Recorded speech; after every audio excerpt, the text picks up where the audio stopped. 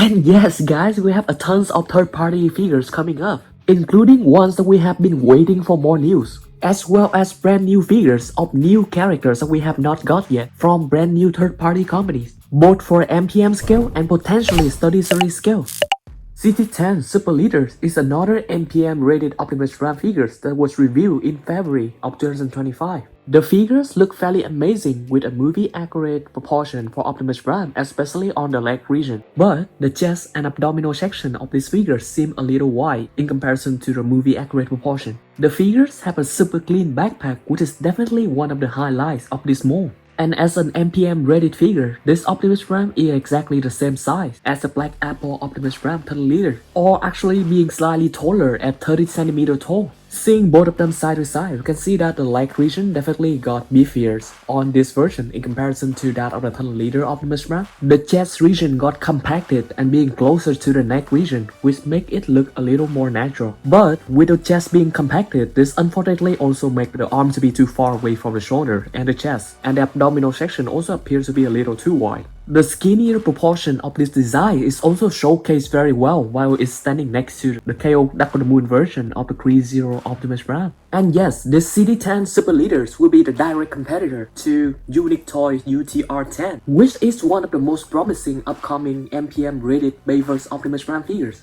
In comparison to the skinny leg of the UTR10, the Super Leader definitely have better legs for how beefier they are and how more movie accurate they are to the CGI model. But the waist, the chest, the shoulder, the arms and even the head look a little better on the UTR10. The Super Leader CT10 also doesn't fare up very well with the magnificent Mecha Optimus Prime, which definitely had better legs and better overall body proportion, with own part being equally beefy and more well balanced. But out of the 3 MPM rated Optimus Prime figures that are coming, I definitely think that the Super Leader CT10s have the best backpack.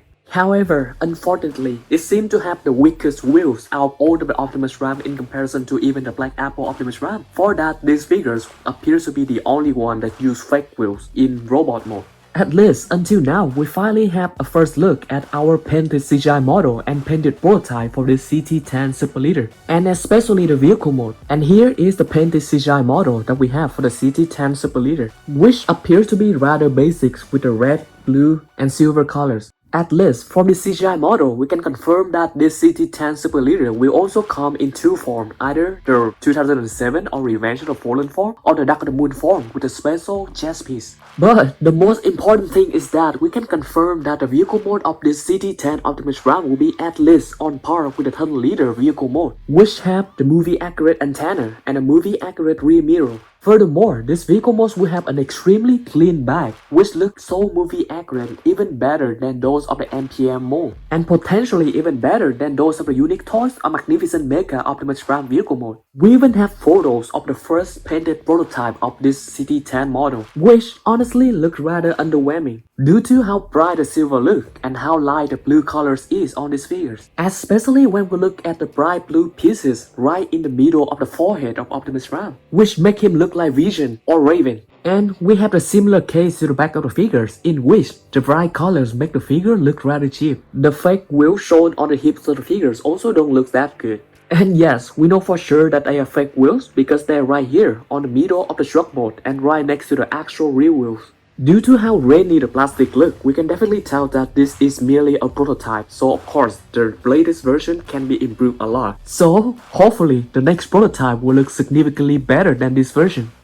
The next prototype we can talk about is a TMT Beetle Bumblebee, a model from the Bumblebee movie that is still being improved, especially on the chest region, with more movie accurate chest proportion, headline, and paint decoration. In order to compete with the other contenders that are already available on the market like the Transrap B, it seems like TMT really focused on their vehicle mode, that they even have the movie accurate license plate. Next, we have a brand new third-party company named Movie7 or 7 Model Play Club, which made our very first MPM rated Mirage from the Rise of Beast movie. The figures appear to be super slender, just like how Mirage appears in the Rise of Beast movie. The details on all sides of Mirage, including the backpack, look very clean, which is quite intriguing considering how this slender robot mode can be compacted into a very clean vehicle mode. According to the company itself, it seems like these figures will have a lot of false parts, which means we might be able to expect a similar transformation to those of the unique toy figures. The painted up CGI model of these figures also look really good, including the proportion and the head sculpt. The backside also looks really good. These figures remind me of the YOLO part version. In overall, as the very first version of the NPM rated Mirage, this company did a very good job with its very first Mirage figures.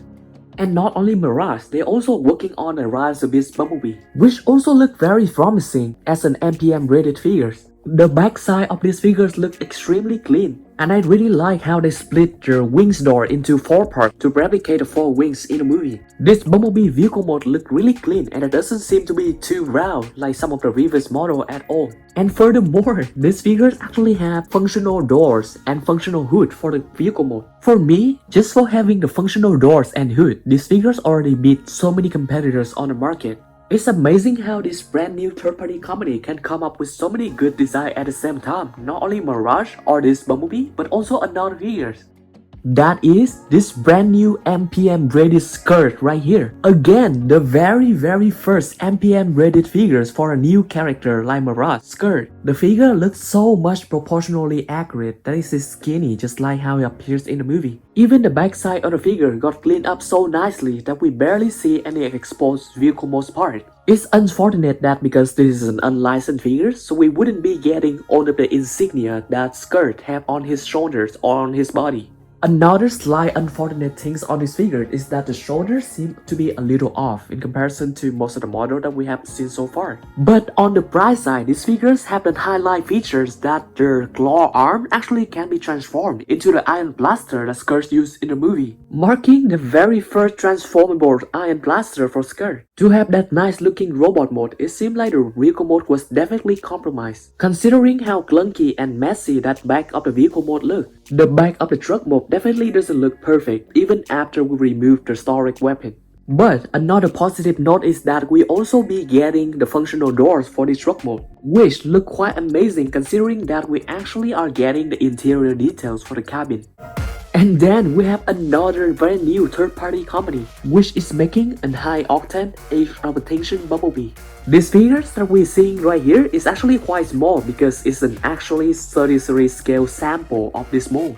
And especially at this 33 small scale, I have to say that whoever designed this figure did a very good job. The proportion and detail look really good from the front and from the back of the figures, and it will even come with the shoulder missile. This mold is said to be a remolded version of the 3349 Bumblebee, which will eventually be upscaled to match the NPM scale. As of now, I do think that this mold looks really good at the deluxe class figures, but if they just merely upscale this figure without getting rid of all of the exposed bone joint, this figure will not look as good.